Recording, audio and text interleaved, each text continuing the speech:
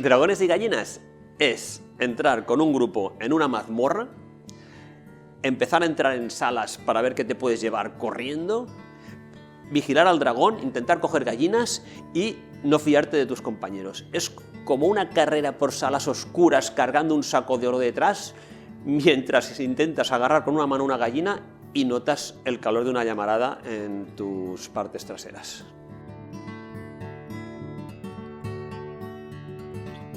Pues mira, el proceso de cómo todo empezó, todo el proceso del juego de Dragones y Gallinas, fue casi que De Beer nos invitó a enseñarle pues, todos los juegos que habíamos hecho, los prototipos y demás, pues, para ver qué hacíamos, si alguno encajaba en su dinámica, y justamente, pues mira, les encajó uno, que era por dinámica, que era un juego de pizzas y demás, y directamente nos encargó de decir, hombre, mira, a mí este juego me gusta, yo creo que tiene posibilidades, pero igual la temática habría que darle un par de vueltas y acabarlo de ajustar.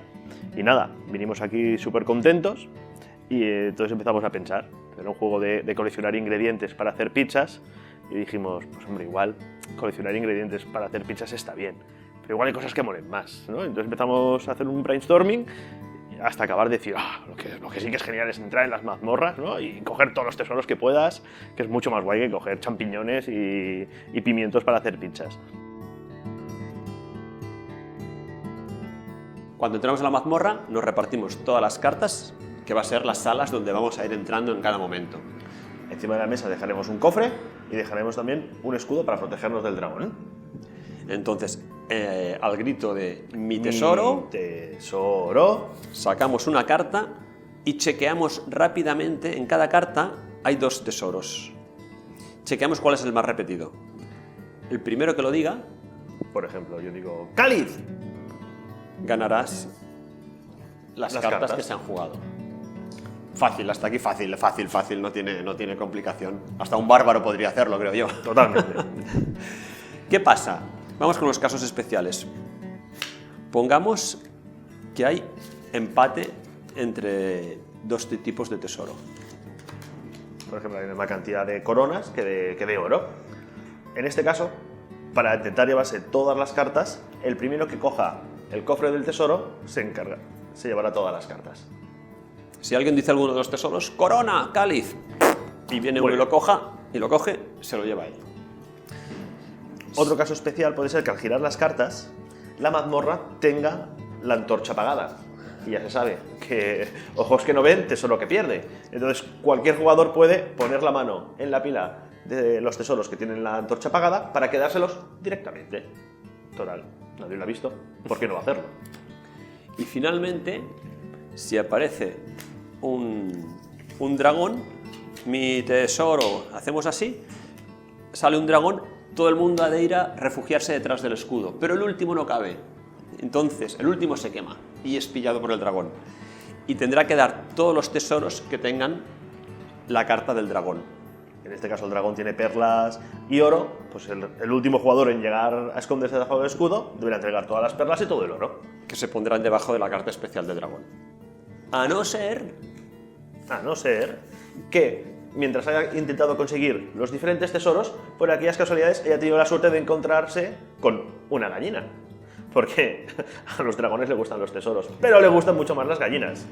En este caso el jugador puede, en vez de darle los tesoros, darle una gallina y se va satisfecho el dragón y él no pierde sus tesoros. Y ya básicamente está. Es esto. Se juega hasta que se acaban las cartas y al final del juego se cuentan todos los tesoros. El jugador que tenga más tesoros ganará. Y en caso de empate, pues ya sabemos que los jugadores siempre quieren ser como los dragones. El que tenga más gallinas ganará. En el desarrollo de la mecánica del juego empezamos con la idea esta de que tenía que ser un juego de reacción con este tema y buscando qué acciones se podían hacer. Me acuerdo que hacíamos unas listas de decir, coger un objeto, poner la pila de manos, decir una palabra, tocar la carta del otro, levantarte de la silla, dar un salto, triple mortal hacia atrás. Esto lo descartamos, ¿sabes? Pero un poco eso, hacer. ¿Qué se puede hacer? Sacamos una carta y ¿qué pasa? ¿Qué pasa? Y que todo sea diferente y que todo tenga un punto de coña. Pues entré en el proceso del juego al principio de todo, porque me llamó un día Yue, me dijo que tenían una propuesta de un juego que les había gustado, una editorial, pero querían todo muy misterioso, sin decirme nombres de tal. Quería una muestra de unos dibujos y un presupuesto. Entonces, bueno, pues ¿me puedes decir de qué va el juego? Me explicó un poquito que había unos dragones, unos dungeons, unos aventureros y unas gallinas. Bueno, pues hice las muestras, no muy convencido de la temática, pero bueno, intentando hacer lo mejor que pude, y se las envié. Al cabo de unos meses me dijo: tengo una buena noticia, les han gustado tus dibujos. ¿Por qué llegó la gallina? Llegó para minimizar pérdidas. Porque claro, cuando alguien se comía un dragón, cuando aparecía un dragón, todo el mundo corría detrás del escudo. El último se quedaba con el culo fuera y entonces tenía que pagar tributo para no ser socarrimado. Entonces dijimos, bueno, vamos a poner un salvavidas, ¿no? Entonces, ¿qué es salvavidas? ¿Qué le vas a dar a un dragón? ¿Qué le vas a dar a un dragón que se te puede comer a ti?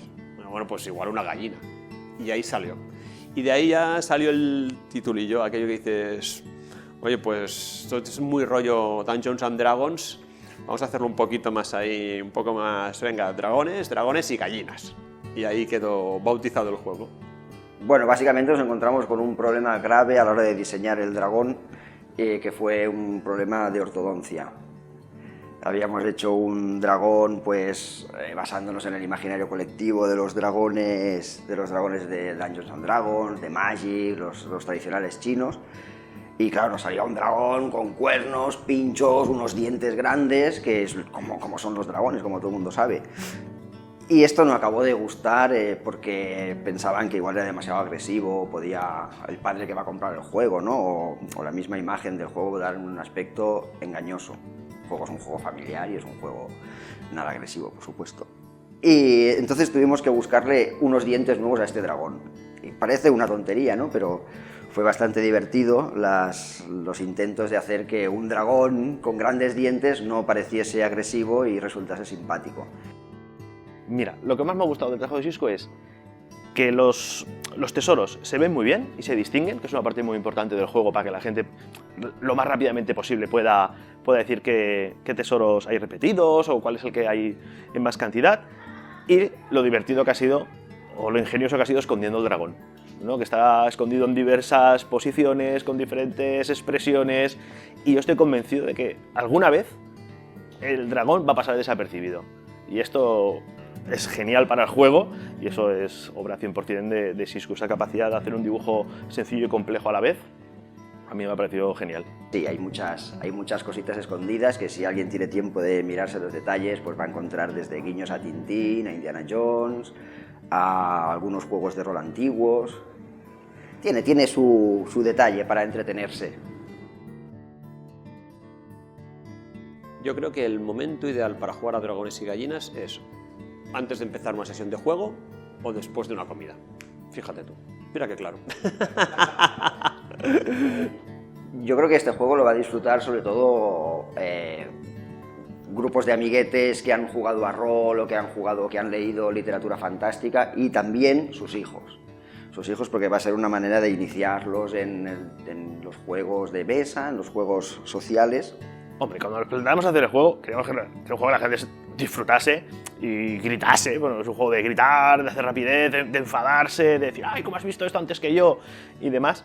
Cuando consigues que la gente se ría, dices, ya está, esto es lo mejor que te puede pasar, ¿no? Lo puedes complicar más, lo puedes complicar menos, pero si consigues con un juego que la gente disfrute y se ría, dices, trabajo hecho.